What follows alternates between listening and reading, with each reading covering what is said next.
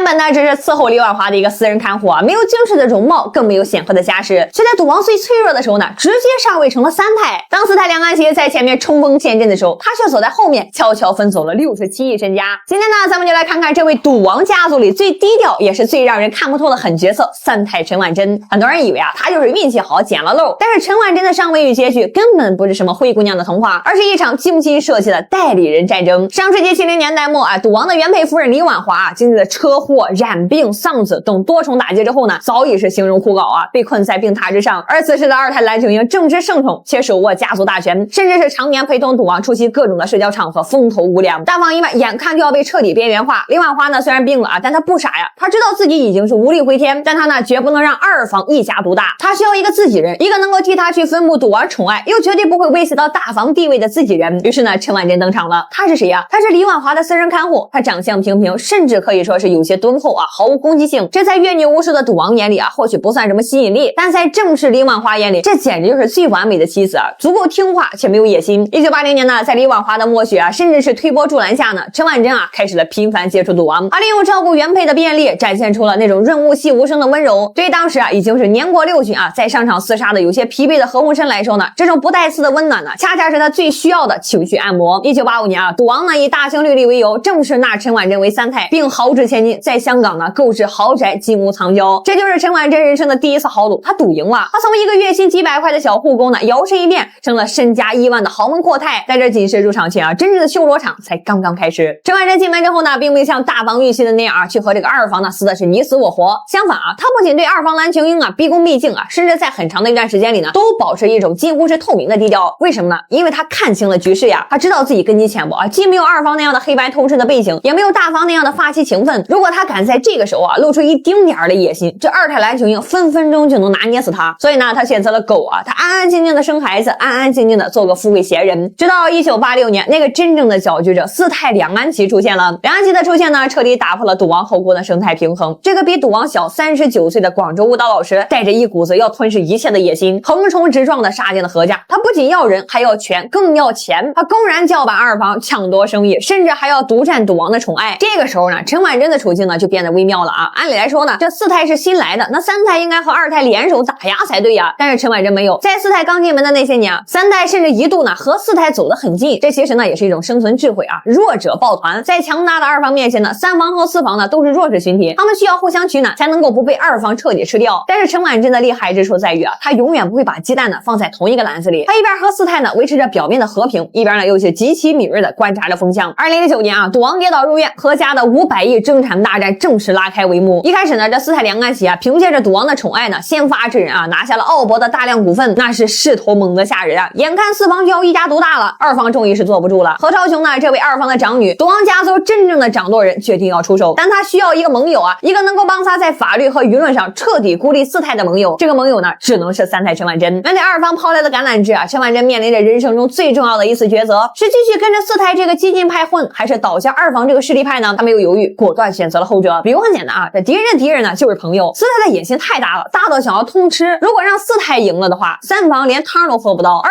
二房呢，虽然说强势啊，但是何超琼啊，毕竟是做大事的人啊，他需要的是家族稳定。只要三房肯听话，二房不介意分给他一杯羹。2011年的1月份，奥博突然宣布股权变动，赌王名下的核心股份呢，几乎啊全部转到了二房和三房的名下。四太梁安琪被彻底架空了。赌王得知之后呢，在律师的陪同下，在电视上呢控诉这抢劫。而当时呢，陪在赌王身边啊，拿着大字报让他念声明的呢，正是三太陈婉珍。这哪里是什么小绵羊，这分明就是关键时刻能够给赌王致命一击的狠人呐！他甘愿做二房的马前卒，陪着何超琼呢演了这出逼宫大戏啊。他很清楚自己没有何超琼那样的商业手腕，也没有梁安琪那样的铁血手段，他唯一的筹码呢就是他手里的那一票。他把这一票呢卖给了赢面最大的二房。这场争产大战呢最终以大和解告终。但是明眼人都能看得出来啊，二房是大赢家呀，掌握着家族的核心命脉。而看似躺赢的三太陈婉珍呢，其实战果最为惊人了。他不仅拿到了奥博8.9%的股份啊，还获得了渔人码头等大量产业。最后算下来呢，他的身价高达67亿港币，竟然比那个拼死拼活甚至想让儿子何猷君靠生孙子来争家产的四太并没有少多少。他不用去管理公司，不用去应对媒体的枪林弹雨，更不用像何超琼那样背负着整个家族的重担，他只需要拿着这67亿安安稳稳的过他的富婆日子。如今的陈婉珍呢，更是低调的尘埃里啊，他不爱名牌，不爱聚会，经常被拍到呢穿着普通的运动服去这个菜市场买菜。谁能想到这个在菜摊前讨价还价的大妈啊，手里握着的是普通人几辈子都花不完的财富。反观他的子女啊，何超莲呢嫁给了窦骁，虽然说有些争议啊，但也算是有了归宿啊。何有锦呢，虽然说婚姻不顺啊，但是至少是衣食无忧。相比于大方的凋零、二方的重压、四方的焦虑，三方的日子啊，反而是最滋润、最自在的。在社会网络理论中呢，有一个概念啊，叫做结构洞。简单来说呢，就是在一个复杂的社交网络中呢，如果有两个群体互不联系啊，比如这个互相敌对的二方和四方，那么连接这两个群体的中间人呢，就是占据了结构洞的位置。这个位置的人呢，拥有巨大的信息优势和控制优势，往往能够获得超额的回报。甄嬛真呢，就是那个一直占据着结构洞的人，在大方和二方之间啊，她是原配的看护，又是二胎的盟友；在二方和四方之间呢，她是四胎曾经的闺蜜，又是二胎现在的战友啊。她永远站在中间，永远让自己啊成为那个被需要的第三方。她利用大方的新人上位，利用二方的势呢来听戏拍，利用四方的威胁来抬高身价。她没有显赫的家世，没有过人的才华，甚至连赌王的宠爱都算不上最深，但她呢凭借对人性和局势的精准算计，在每一个关键节点上都做出了有利于自己的选择。这就是所谓的特修斯之船式的胜利。她不需要最强的，也不需要最快的，她只需要在船要沉的时候呢，准确的跳上那艘救生艇，并且保证自己手里啊握着一张通往新世界的船票。甄嬛真的故事呢告诉我们，在名利场这个巨大的绞肉机里啊，有时候啊不争是争啊，是弱是强。那些看起来张牙舞爪的人往往死得最快，而那些躲在角落里啊默默磨牙等待时机的人，才是真正笑到最后的猎手。